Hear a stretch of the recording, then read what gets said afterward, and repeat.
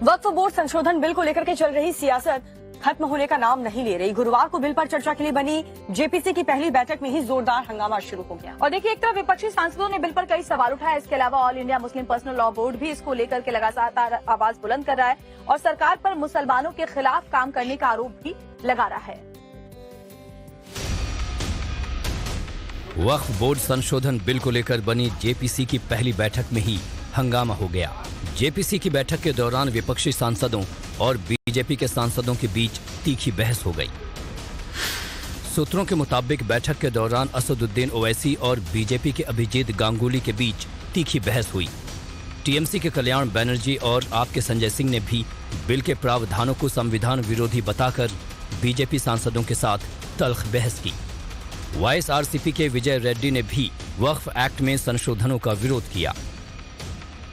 बताया जा रहा है कि जेपीसी की इस बैठक में अल्पसंख्यक कल्याण मंत्रालय के अधिकारियों ने वक्फ संशोधन बिल पर प्रेजेंटेशन दिया, लेकिन विपक्षी सदस्यों की तरफ से ये आरोप लगाया गया कि अधिकारी बिना तैयारी के प्रेजेंटेशन देने पहुंचे थे, वो बिल के बारे में ठीक से नहीं बता सके। बैठक के दौरान विपक्ष का मुख्य सवाल अनुच्छेद 26 पर आधारित था।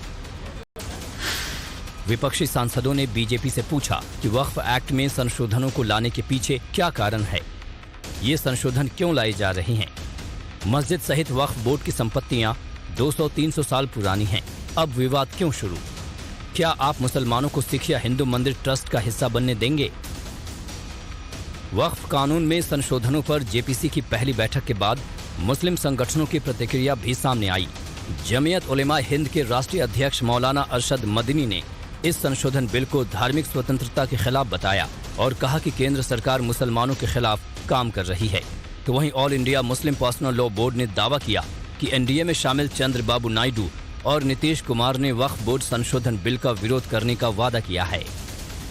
सरकार हमारे मजहब के खिलाफ हर चीज को आगे बढ़कर मजहब की मुखालफत करने के लिए तैयार है।